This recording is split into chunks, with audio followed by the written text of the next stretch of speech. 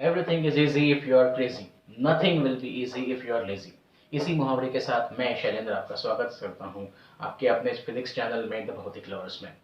भैया, जैसे मैंने आपको ऑलरेडी कहा था कि मैं एक सीरीज स्टार्ट करने वाला हूँ जिसमें हम लोग इनफाइनाइटली कनेक्टेड रेजिस्टर्स को हम लोग स्टडी करने वाले हैं। उस सीरीज में का पहला क्वेश्चन आपके सामने रखता हूँ।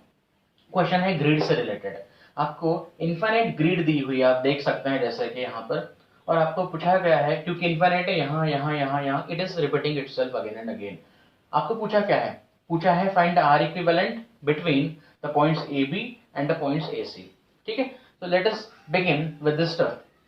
जब भी आपको कहा जाए कि इक्विवेलेंट रेजिस्टेंस फाइंड आउट करिए, आप क्या करते हो? आप सिंपली ये अजम्पशन रखते हो कि भाई अगर मुझे इसके अक्रॉस रेजिस्टेंस निकालना है, रेजिस्टेंस निकालना है, तो यहाँ पर बैटरी का एक एंड कनेक्ट कर दो पॉजिटिव शायद से, और दूसरी तरफ बैटरी का नेगेटिव कनेक्ट करो। करंट का डिस्ट्रीब्यूशन कैसा है वो देखो, और फिर यूजिंग आइदर सिमेट्री और using you can say nodal analysis आप आसानी से फाइंड आउट कर सकते हो। पर यहाँ पर आप जैसे देख सकते हो, जो मोशन रहेगी करंट चार्जेस की वो इनफाइनाइटली बढ़ते जाने वाले। लेट अस से फॉर एग्जांपल ये है आपका ए पॉइंट और ये है आपका बी पॉइंट। अब ए पॉइंट को अगर मैंने पॉजिटिव से जोड़ दिया टर्मिनल, तो और करंट उसमें से आ रहा है आए, ये करंट आया चार हिस्सों में बटेगा। क्या वो इवनली बटेगा? जरूरी नहीं है। यहां पर तो इवनली बटेगा क्योंकि जो करंट यहां पर आएगा अब वो इन्फाइनाइट से दूर जाएगा, यहां पर जो आएगा इन्फाइनाइट, यहां पर भी वैसे ही। ठीक है, तो एक दो तीन जगह पर प्रॉपर जाएगा। यहां पर कितना जाएगा मुझे नहीं पता। वैसे ही बी पॉइंट जो है वो आपका नेगेटिव टर्मिनल से कनेक्टेड है बैटरी के। इसका मतलब ये कि it is acting at the sink, है ना। And if it is acting at the sink, it does mean that current will come from this from this from this and then also from this. अब ये सब जटिलता जो है इसको अगर क्लियर हमको करना है तो हम कैसे कर सकते हैं? तो basically we use the principle called as superposition principle. कौन सा? Superposition principle. सुपरपोजिशन प्रिंसिपल क्या है ये आप ऑलरेडी जानते हैं। जिनको नहीं पता उन्होंने मेरे प्रीवियस वीडियो में देख लीजिए, उसके बारे में जिक्र किया हुआ है। ठीक है, नाम से पता चल जाता है पर शॉर्ट में फिर भी बता देता हूं मैं। सुपरपोजिशन प्रिंसिपल बेसिकली क्या कहता है, जैसे मान लीजिए आपके पास कोई बैंक अकाउंट है, आपके पास कोई इनकम सोर्सेस है, S1 S2 इनकम सोर्सेस हुए, और जाहिर सी बात है खर्चे तो हम लोग करते ही रहते हैं, होते ही रहते हैं इनफैक्ट। अब एक सोर्स से आपके बैंक में कुछ पैसा जमा हुआ, दूसरे सोर्स से आपके बैंक में कुछ पैसा जमा हुआ, और तीन जगहों से ये खर्च हो रहा है। तो किसी भी वक्त आपके पास बैंक में कितने पैसे जमा होंगे आप आसानी से बता सकते हो। इनकमिंग माइनस आउटगोइंग, बराबर है, उतनी पैसे जमा रहेंगे। लगभग लगभग वैसा ही, नॉट एग्जैक्टली बट लगभग लगभग वैसा ही हम लोग सुपरपोजिशन प्रिंसिपल में कहते हैं कि भाई अगर किसी सर्किट से करंट फ्लो हो रहा हो, तो जितने भी सोर्सेस है, चाहे वो वोल्टेज का सोर्स हो चाहे वो करंट का सोर्स हो, इन सब सोर्सेस की वजह से किसी एक जगह पर कितना करंट फ्लो हो रहा होगा ये हम आसानी से बता सकते हैं। सो मान के चलिए, एक शॉर्ट में बता रहा हूं मैं आपको, ठीक है। एक सोर्स है V1 पोटेंशियल डिफरेंस का, और दूसरा एक है सोर्स वो है V2, मान के चलते हैं V2। तो डेफिनेटली V1 की वजह से कुछ करंट फ्लो होगा, मान के चलो I1 करंट फ्लो हो रहा है। V2 की वजह से कुछ करंट फ्लो होगा, मान के चलिए I2 हो रहा है। तो अगर मैंने आपको बोला कि ये जो रेजिस्टर R है इसमें से कितना करंट फ्लो होगा, तो आप बोलोगे यहां से सर I1 आया और यहां से जो जा रहा है ऊपर वो है I2। तो कितना करंट फ्लो हुआ, I1 प्लस I2 या I1 minus I2? I1 minus I2 इस पर्टिकुलर केस में, बराबर है। यानी कि क्या आपने दोनों का इफेक्ट एक एक करके देखा। एनीवेज, इसके बारे में चर्चा ऑलरेडी करी हुई है पुराने वीडियोस में, आप एक बार उसके थ्रू जा सकते हैं। और you comment me on that, we can take more such kind of questions, है ना। ओके, आगे मैं आता हूं फिर से अपने क्वेश्चन पे। अब ऐसे प्रकार के सवाल किस प्रकार से कर सकते हैं हम लोग? इन्हें करने के लिए हम लोग क्या करेंगे, सुपरपोजिशन प्रिंसिपल बनाने के लिए एक एक करके जाएंगे। मैं से मान के चलिए ये ए एंड है, यहां पर हमने कुछ करंट दे दिया, करंट आई दे दिया।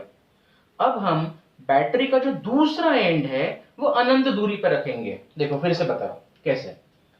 ये आपकी सीरीज है ना। इसे मैं क्या कह रहा हूं कि आपने ए एंड को ए एंड को बैटरी के पॉजिटिव से जोड़ दिया और बैटरी का जो निगेटिव एंड है वो कहीं अनंत दूरी पे जगह पे रख दिया। तो ये किसी अनंत दूरी पे हमने रख दिया, इनफाइनाइट वाली जगह पे रख दिया। इससे होगा क्या, इससे होगा ये कि हमें कितना करंट डिवाइड हो रहा है वो पता चल जाएगा। जैसे इस पर्टिकुलर केस में मान के चलिए मैंने इसको पॉजिटिव टर्मिनल दिया और निगेटिव कहीं अनंत जगह पर रख दिया। तो अब आप आसानी से करंट डिस्ट्रीब्यूशन बता सकते हो। क्या होगा, अगर करंट I आया तो I/4, I/4, I/4, I/4 चार इक्वल हिस्सों में बटेगा। तो इस रीजन से कितना करंट आया, I/4। करेक्ट, करेक्ट है। यानी I can easily say here the current passing is I/4 through each section, I/4 through each section। ये पहला पॉइंट। दूसरा पॉइंट, अब मुझे यहां पर क्या है, बी पॉइंट पर देखना है। तो अब मैं क्या करूंगा इस बार में, देखिए इस बार में फिर वही सारी चीजें होने वाली हैं, पर इस बार ए के बजाय मैं बी पॉइंट को कंसिडर कर रहा हूं। दूसरी बात, ए के बजाय मैं बी पॉइंट को कंसिडर कर रहा हूं। अब दूसरी बात, करंट ए से निकल के बी में आने वाला है, हमारे ओरिजिनल वाले में ये था।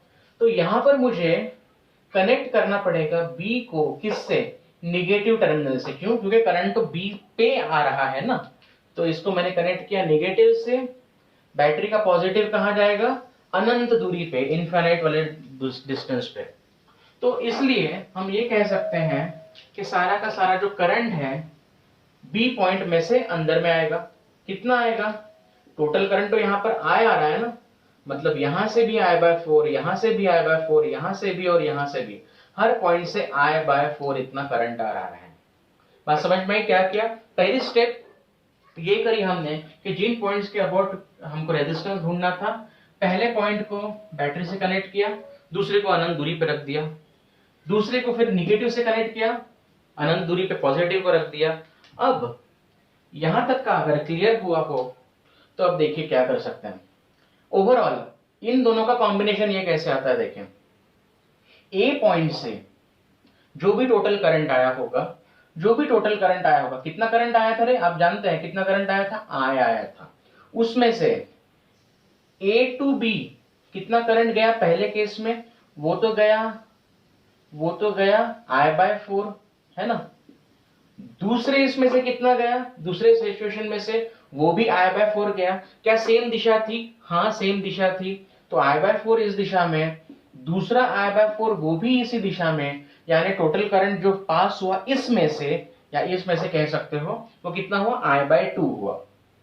ठीक है, बात समझ में आ गई है। तो ओवरऑल मैं ये कह सकता हूं कि ये पूरे सर्किट में करंट कितना जा रहा है, I, उसमें से I/2 इतना करंट जो जा रहा है फ्रॉम वन रेजिस्टर।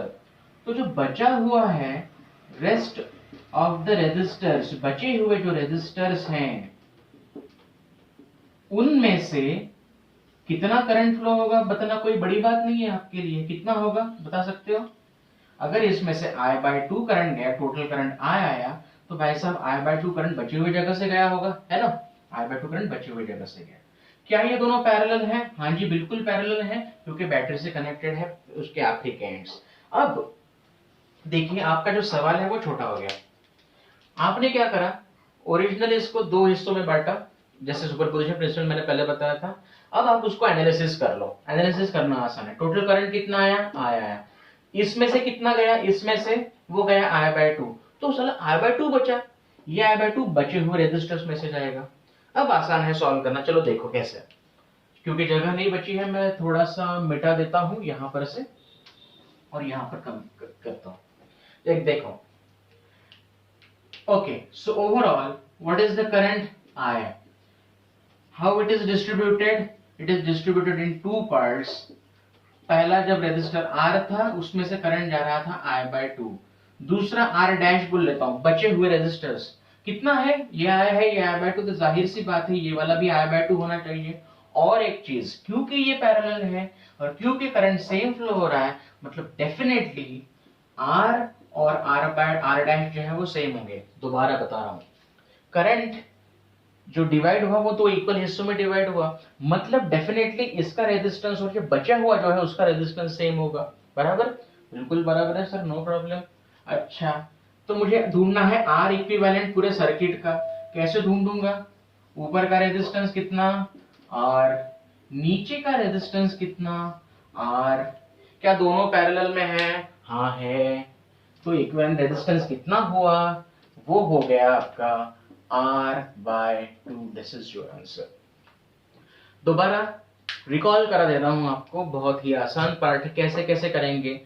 जिन दो पॉइंट्स के इर्द गिर्द आपको ढूंढना है, जिन दो पॉइंट्स के इर्द गिर्द आपको ढूंढना है फाइनल रेजिस्टेंस, इक्विवेलेंट रेजिस्टेंस, उसमें से एक पॉइंट को चुनो, उसको पॉजिटिव पॉइंट दो, दूसरे को अनंत में डाल दो। कितना करंट डिवाइड हो रहा है, जैसे जा रहा है वो देखो। फिर दूसरे को नेगेटिव दो, डिवाइड करो, फिर से कितना करंट जा रहा है वो देखो।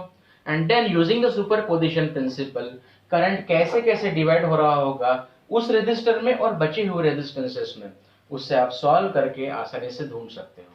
आई hope you got the stuff. If you have any queries you can kindly comment in the comment section, and we will be dealing with the second part कि एसी में का ये जो ए और सी जो पॉइंट है उनके बीच का रेजिस्टेंस जो हमें ढूंढना था वो हम लोग अगले वीडियो में हम लोग देखने वाले हैं। ठीक है, that's it for today friends, thanks a lot for watching, bye.